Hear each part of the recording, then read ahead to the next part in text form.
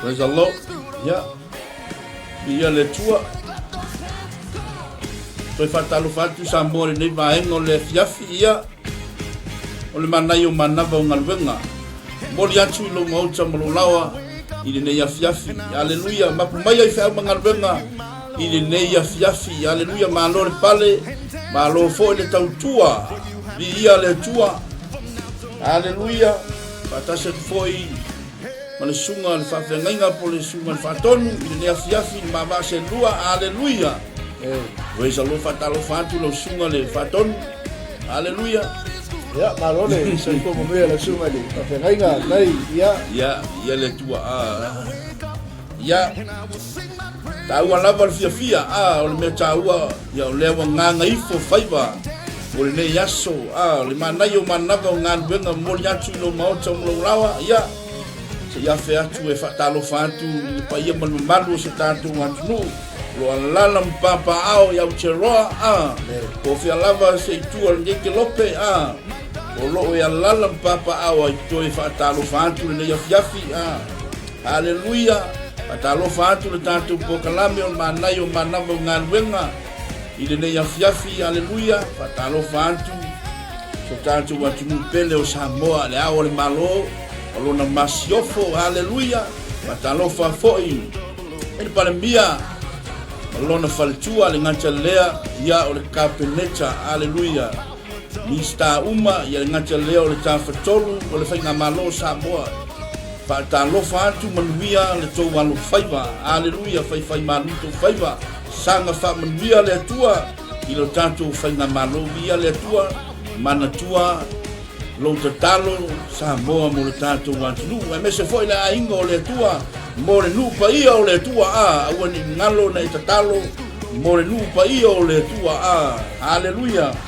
ia ele ngalo le fatalofa i au na tofia le tua ko sino le tala ni lei fatalofa tu i au na le tua lo fa fale malu fa fale tuia ona o le fina ngalo le tua ia le tua au na le tua lo turi vai ngase i le aso o le tae ao so se taimi e te anu lau ngaluenga lo tatalo le au na le tua mo oe aleluia me le inga manuia whaiva Samoa aleluia o lo tatalo ma puno no ifo au na tutofia le tua e fata atu Samoa aleluia ia le tua te tonu foi ele whangaloina maota malawa i le tapo inga mau na yo tātou tua hao sina i le nei afiafi aleluia alofa atu le pokalame o le manai o managa o ngaluenga na yo tātou tua hao sina via le tua ia o le whamanatu ma le longo pioni o le tātou pokalame o le manai o managa o ngaluenga mori atu lo maota ma lo lawa ia le tua so tātou atu pele o Samoa aleluia ia le tua ia te tonu fo ia te leonisi o lo manava mai haleluia tau tua na lungo le ala haleluia praise the Lord ia te tonu ia alo ia le matui ma le mangau ma le maafa lave ao haleluia pai se maafa lave ao haleluia praise the Lord pai alu ka vale te mo fiki aku se ma na iloa la i o le maa whaalawia au o le matui i o le mea ngaka koke le iloa ia le tua ia e tatitonu whai le muro sa au lea o le whamanatu o le pokalame o le manai o manava o ngaluenga e momoli sa o tua i lo maota ma lo lawa le masau me whai nga e whaasanga i wha ki manau TV praise the Lord alaisa lo kukal kenga haleluya awo foi le alu lo maka e mu ele kuka ya na saula yo chama ya ke ya ri weka ya malia lo roto haleluya praise the Lord ya na ngai fo fai va le yaso tau chai haleluya ia le tua malo le fo lau manuia ile pa ia o lo chacho ainga patalo fatu haleluya ia ila tau foi me se foi na itoe ina ia lo fili le afa o le matofu ia ka mo ia ia ngai ko inga ia so la lo fili le afa ia matata la noa I mea ia so na mua ele anga praise the Lord ai fa ta lo fa ko le pokalami mai tua awa au sina praise the Lord ia le tua e fa ta lo fa tuai le ngata leo ila to sa fe ngai ma fe au mangaluenga o le yaso mai al taya so ya o mai le yaso o le la lama fai mangaluenga o le yaso haleluya le ngata foi le o tanto fa nau sa fe ngai ma o nga le yaso ya moli atu le nganga fa malo ma le nganga fa tai atu yo tanto fa nau le yaso sa fe ngai ma onga tu lo la onga lu sa o lo fale lai fa tali mai ma madet haleluya e ke la ku ya lai fa sanga ma tos mo lau ya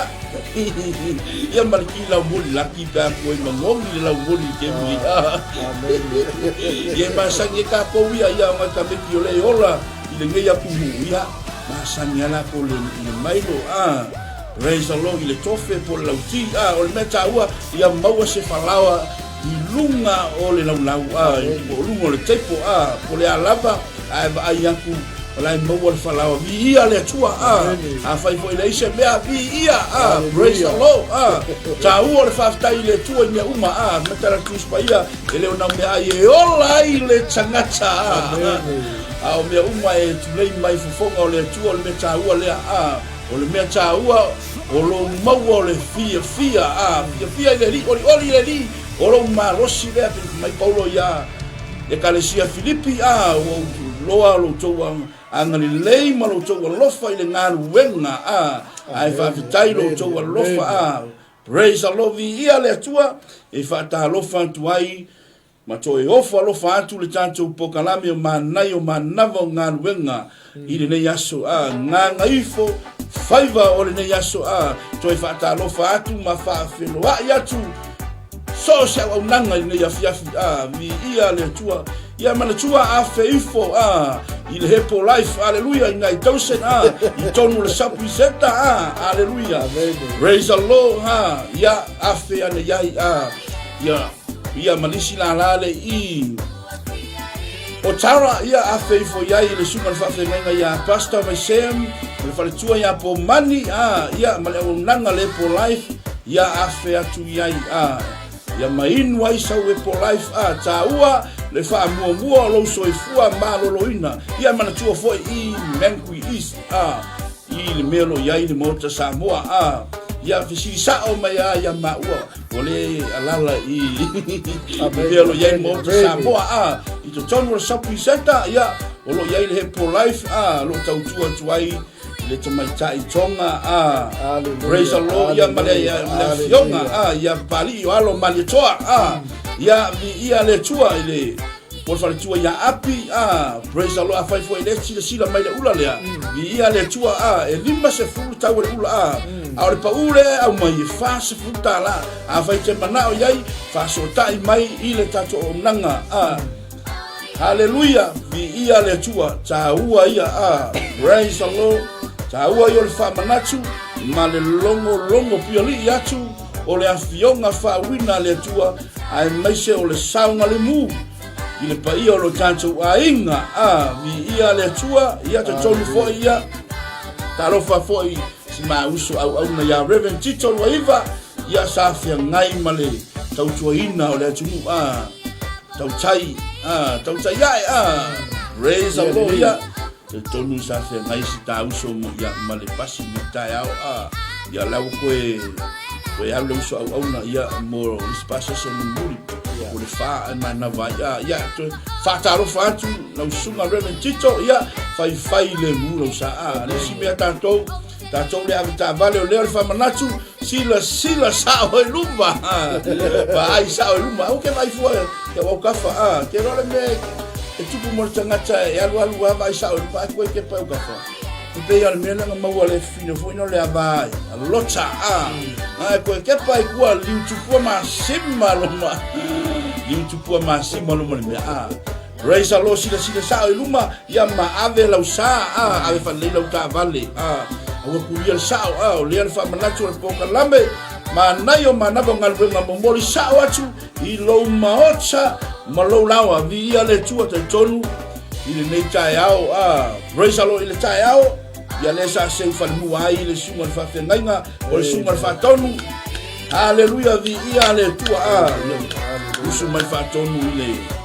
ate mi na usu mai usu fa tonu ono la fleo ya wesi silaya Bantua o sungai como tato ko kalami o le sungai le te fau ia kui mono esa talaina tato o langa le yaso ia le tuaso ia ona so o me le o tato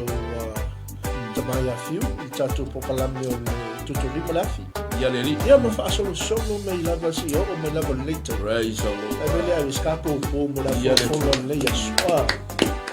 ia le tua tina ia praise the Lord anatomia mai America Samoa au tau ia pa pe fo ia tina tatalo ia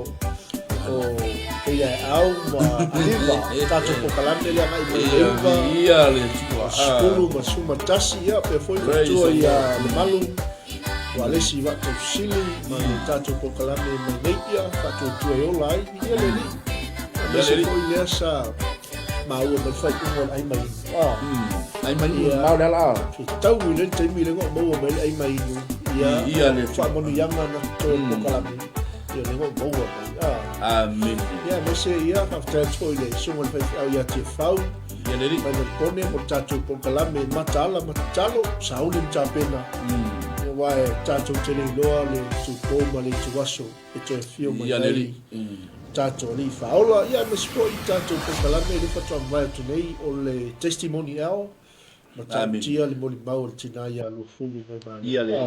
le li ia mo le toi ba tai tato ainga tato au ngalue pe mo le so nafi ia lava le tua ma lo le aura ma lo le tau tua ia le li ia ma lo fo le on sa'i le to faida ia wa lava tato langa ia li ma no ma fa tai le la tona ia le ama também le yes dan sta papi ele amen ia le tua ya tonu pato ia pe ngal tato ko kalami mana yo mana ngal ma tonu fo yo o lo fa o le va mala e ali le va manu ile so e fua manwia lo tato ainga ia le tua praise the Lord ya te tonu ya nganga I fo a fai mo nei yasu tam ta ya ma lo le pale ma lo fo ile usai ma lo fo le va toa ile pa ia lo tato ainga ia le tua fai le mu fai ba ile yasu yo umani wa fo ke la ndadi yo umani wa hallelujah ai foi se ka vani ke osso foi lima ke ia la ia osso mo sa ku fa le ton ya ngalo ai o le tali o le tua o le fa fino le tua ya era ko le fa le pe pero malo no talo le tua le tua fa na ngalo mai ya o sas po ia le tua ia o sas po tanto ai o foi sas so ia le tua ia por na meta ina la por poca la me ia e mo le fia ia e mo le fia le ia fia o le me cha ua aleluia lo sau le mu oi mo lo ainga ile le ia fia mo ya chu le ngana fa tai ma le ngana fa malo ile tau tua ainga tau tua mantabella ia le tua tau tua tunu tau tua vai praise the Lord tau tua ina we tani sia au na tua ia tua e ala ilana au ia le tua fatalo fa foi au na le tua so fata falta ulanga so vine e fatalo fatua ile tanto pokalame ile le ia ia le tua na ngai fo faiba le tato manai o manama ngalwema mori atu lau maota bolo lawa le ia tonu o tata atu tato pese e fai mai pu lunga fai singa usiva, fai singa usasa. Ya masave una kuka. Praise the Lord. Ia le tua ta sonu. Fai se kuka manongi o le tina, fatali tali tua tama au fia ngai tama mangavenga. E tonu fo iniso tato ainga lo fia ngai ma. Mangavenga le fiafi o nisi fo iwa manava mai. Lo fo ia tu no chamalawa. Ia le tua. Ia le ngato fo ina to lo sava vali. Ia le tua a fai fo ile ke alu mala pe fo tanga ki praise the Lord lo mawa ise fa malo si au mo oi e machalea ia e mo wale fia praise the Lord lo pe ni yaso pe sai fa mo ni yaso haleluya ale wa chu mana yo mana no ngalwenga ala ku pa kong wa ba oi wa ia le tua lo pe sai fa mo po ese nak sa fa si tala la oi ai la chu le mana yo mana no ngalwenga ni ai wa praise the Lord ya ai fa fo na e am ka yao haleluya sa ye se upo se tas na fa ya te o to ngalwenga o le alaba ya pangalo praise the Lord le la nganga ifo le la lo na tsawa fiafi Antara tus paia awan ngoto la wa itsa pea haleluya aku kore la apa yo lete ika kaya o iskana ale wa nga ifo le la ilo na tsawa fiafi haleluya yo no ngala aku kore la ika o pea sala haleluya ya siva mertato pese kata atu tato pese fiafi opa se me kaua siva haleluya lesson ni ai siva aku wai ka kuka siva o me patar spoinga matuai pete matuai pese ia le tua io ngai upu fa no fo file nu haleluya ye kau fa aka kwai ko le ia fiafi ia e mau le fia ile ri raise the Lord ia le tua ia tau tua atu le o nanga o le propo TV channel haleluya ina ya fiafi praise the Lord ya tau tau ya fiafi o le ase atu le sunga fa tonu ia o niso ila tau lo pale mai lunga tau tau o nanga le fiafi ia ma to ya vatu ai se fa pitaya ila tau sa fe ngai ma fuche ma fai va nei aso e ala ile lulu wina o le seto po le upu fa wina le tua nei aso ke se atu le suma tatu haleluya ia patalo patu tato inga ia le ala mo lungo tato nganga Victoria na nai Florence na nai ia Rome ia pentia suma la ma bela skuka ngai ar fatalinga mengo vai fe aui melengi male pineapple ke miani mo melengi fala ia patalo batu fa tai faltua malo fole ono sa ile yaso ia patalo fa toi pamasten nof to fine yang le yang alofa le fo iwa via le tua mafuta male fiafi ia fa manuia tele le tua ia fa filo ia tfo ile sunga le fa fianga ia Paulo Micaele ile tautua mlaunanga le tato Remnant Christian TV po channel 10 i Samoa ia mal tato fainga paanga ia le li fa tai fo ile mafuta male fiafi ia manol malanga buia ia fa filo tfo ile fiafi le sunga le fa fianga ia Fernando sefo mafuta mai ia alfatu pasta pa buia tele le tu le vai ngole fiafi ia fa tai fo mafuta mai ia fa filo tfo ile tinao le ainga ia Sarah taro fa le vai ngole fiafi ia fa buia tele le tu mafuta mai tinaya Julieta Uli mafuta mai mano tele o America ia malo se fo buia tina fa tai lango fa tai fo ile au mai fa buia tele le tua ia toe male ainga Josh Ireland VJ Joshua fa tai mafuta mai ia le fa buia tele le tua ia le uso ia Tovia ia o tato nanga o le sina le saito ma lo le soi fo buia ma talo fatu me le pone ia talitonu lo leu lei le tau i tatou ai o pele poni li vai mo le fiafi whaamanuia te lele tua i sio tatou ai natu pauleo nise la tou wa maua tunu mo o telefoni li vai mo le fiafi lau sunga i le whawhengaina ia le tua e manatu o lo tapena foi se lau tenga nia fiafi aleluia e me se foi le talingo le sua i le yaso ina yo tatou matua ia ole longolongo piali la mo le tatou pokalame aleluia manai o manavo ngalwenga moli atu lo maota mo lo lawa au tuana foi ia le tausinga tatou matua ia le tua ia violation se la to me tausami ia wa foi le fiafi aleluia. Amen. Praise the Lord, ia le tua ia te tonu ia wa e tu matila lava le lofa sili ese o le tua le yaso. Amen.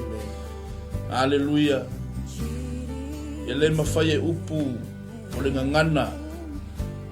na fa matala ina le lofa o le tua le yaso. E tu matila lava mama pu le lofa sili ese o le tua. Mai ale tai au se ia o mai le nei vai mo le aso o lo tu matila lava le alofa sisi ese o le tua ia le tua ia mana ia pele ko se atu i la sunga al fatum ia aleluia ia nisi foi o ila tu o lo pale menia fiafi ia ma to mo boli ase fa tai mo ina to la me le fa mo fiele o nanga i le tua. Amen. Amen. Tonu foi o manatu po kalame la usuma le fa tonu. La mese al ni vai tau o lewa tato yai le swing o le tau. Ele fa mo fie. Aleluia. Ele fa mo fie sa moa. La mese lava i la to lo lala papa au le ya tu. Ale usu ia wale aifu tupe ame uma tongi ame uma ia le tua ia e whawhetai le tua ia ila togo lo fua iseni ele whai mo fia ni au nani lo wha moe i le tua me uma praise the Lord le ase me te fuai hallelujah mo le tangata hallelujah mai tala tus pa ia ta moa give ta moa receive. Amen. Hallelujah. Le ma fai na fa manuia le tua ia toe te a fai e te le fuai sili le manuia o le fuai lo le na te talia mana ia upu a fionga le tua e a o mai ai le nganga o le tua a i ta tongo lana whana. Hallelujah. Au lea le wha manatu ma le longo pia li atu au na le tua mai ia le tai ao se pa ia le salo ko le te le iba le se furu le ko le over to for le temi le tau tua ai le mamangu le tatu atu. Amen. Me se lava au na le tua o lo tau tua ina le fina ngalo o lofa o le tua au na tu ia te oe ala le upo le tua o lo lu ale saitolea. Amen. Le upo le tua amu ia oe praise the Lord vi ia le tua fafta ia i le tua lau sunga reverend o lau sunga fo le fatoni e le se watu ma lo le fatoni to ele fai mo fie le usu mai i le lau nei hallelujah la ngai tami e o malava ia tatou le lava o le tino ai faftai le tua o lo fuai mai pea ma fa so mai pea le tua le malosi ya awa foi le tau tuaina o le misiona foi na mai le tua ma le falinga au mai le tua fa savali ai la ngalwenga au le fina ngalo le tua tanto atu e fainu malava maso mpapati so atu ile suafa te mau le alo male ngalo pai mi alo talo to le afiafi faftai fo lo sumal fatonu ya le foi wa auto va mai nei foi la mua ya le wa ma se lua antu le ia fiafi e ala le manai o manava o ngaluenga moli atu lo maota mo lawa mi ia le tua o fangia le tua lo suma fato tanga foi per ma o tele ma o per so fua laulelei ia wale tautuaina so tanto matinu ia ai me se foi la ingo le fato tua ma ila to umalava ua fola ina le fe aua le tua ele ngata fo ole nei au nanga ai so o se au nanga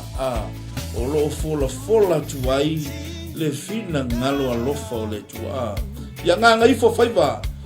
o le manai o manava o ngaluenga moli atu le maota mo lo lawa vi ia le tua raise a lot tonu lava ia o tanto iai le swinga o le taimi o le masina fou ia le sui le taimi ia o le alfa manatu ma lo piali o tanto pokalame manai o manava o ngaluenga moli atu le maota mo lo lawa tau tuana o le la sui tanto taimi ia musalo ko mela vave por mela tuai la alutua ia le la ko alu poska ko mia no mo vingala fai fa le ia chacho la malava amen sa ua io le famanatu haleluya fai fa le o chacho la malava e mese lava nai matua ia fa mole ia ese fo ila to lo ia i matua tausi ai fa le nai matua tausi ia ma to kingi me fa pena ia afu ma fana ia me se lava ia na yo tanto fanau awa le puipuinga le ia le isa ma se tamatiti ia awa fa kambala lo ka ko makua ia le ale tupu ia i tanto raise a love ia le tua ia nga ifo faiva o le mana yo mana ngaluenga mo moliantu lo maota mo lo lawa i le ia fiafi ia le tua ia se antu le suma faton ile ne fiafi haleluya amen haleluya ia fatalo fatu ile usa au ia lale na kuto lale ia matutu ya sunema lo mafita mo la bo mo tone ile manato la tato se il tato mana ile vai ngole fiafi ia ono lo tapela me fo il tato blanga fiafi ai tato por kalame fatu la ina mai fa puna lo so maltasi le roma na suma lua ia por tato mau fo il tato manai awale fatu ila loina o ile leanga ia e fatu ila loina le leanga ile le ko kai pasta se mana iole fa manatu nei vai ngole fiafi ia leli aua nei fato ila loina oe ile leanga amen longo vinga pe o fasino mai tangata fato tua po tangata ke usiano po le atali po le fufini o le tua awani fato ila loina tato le leanga awani malo leanga ya tato ia leli ia tato fato ila loina leanga ile ia le tua winga fa au ngadwenga le raise the lord ngaleanga mai angalelei pe ia fai mai alofa pe ia amen fa masino mai tatalo ia leli fa pena ona tawi masui mai fa ai loa ia ile alofa le tu au ni fa tu ila loina i tato le nga miso tato lo suma na fa fo me fo iso tato ai mana ia le esa valina mal followa tau le yo yesu ma so ma bol mau ma tau tio le tu ia leli ai o mai no fa le tonu no le ai ka ono be tu tu sa valina mal so ifuanga ono tato ia leli ia po ni po nga yo o mai o ni mea fa pena ona fa va tu ai le tau tua le unanga le ngato to tonu le fatu ai na tausi ia leli fe ngai te tonu le nuku le malo le tu malo o se fala po tu tongo lo malue ai le tangata le tangata ngalo ia leli o tatou o fa na wale tu raise the lord amen ma tatou fa ia ina i lava ma fa pena ona tau fia ia tatou le leanga ma amen tatou to i lalo i lava ia leli ia lea fa malo si ma tu fa na ia tatou whaato I lalo le leanga I le leanga o le atua o ia o le atua le lei o le atua o ia o le atua whaangangalu o le atua o ia o le atua o le atua e wha le atua I langa whaangalu a vai me la le atua ua tatou down na o le leanga o tatou mamau ma le atua ono a tatou Amen. Ia le. Mai tala tuspa ia e wha le atua ia ka wha ia Mimi la masa. ta o tini Da pa ina ya Sa lea le sa mama le suma le tatou. Pea faila na e tatou me leanga. amen Ia ika le kua pea kako soli tu la fono. ia Pea kako faia me leanga i le tusa me le ngalo le tua. haleluya Ia le tua. ia fatalofa atu tina ko toia Emi Tavete all the way from Sydney Liverpool ia malo alofa atu le sunga le au tai lava e tina le mafuta mai le taimi malo fo le ngal due ia pe fo le sunga le lia o ia nga mo ia skele Amen. o le uso au na fo fa tai tele lava am latu nai ia o le taimi no te ia la sunga ia ma fa mai ai fo tapo kala me ni mai mo le fiafi Ia, ia le tua, ia, tonu Samoa, ia, nga ifo faiva, o le neia fiafi, mana yo manavo ngalwenga, o moli atu ilo maota malulawa, te tonu fo iwa, luluwina fo ile upu o le tua, o le saito o le tua, e ala ile afionga fa wina le tua, o moli sao atu lava ilo maota malulawa,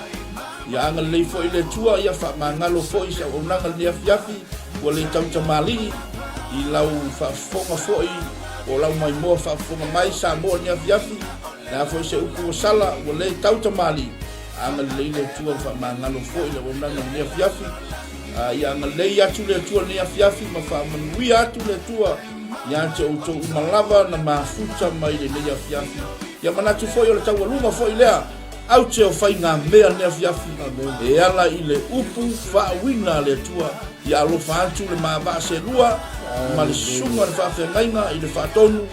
i le nei afiafi whamanuia fo i le tua po ka lame ua totoe le nei afiafi ia ia me uma i le whaatasi mai o le tua ia whamanuia atu le tua salom salom fo i pēr lava i le tua luna lava vi inga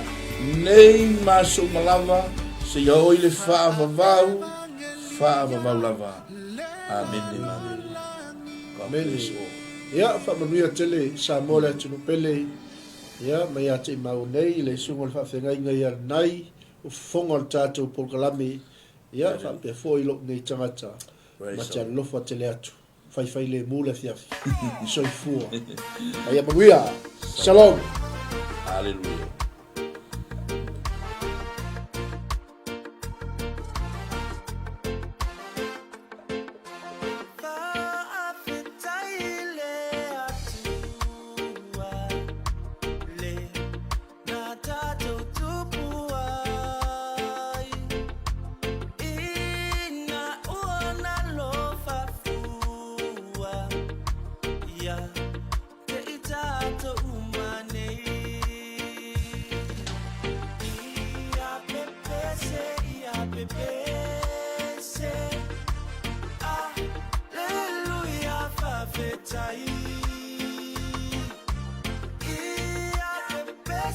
Ia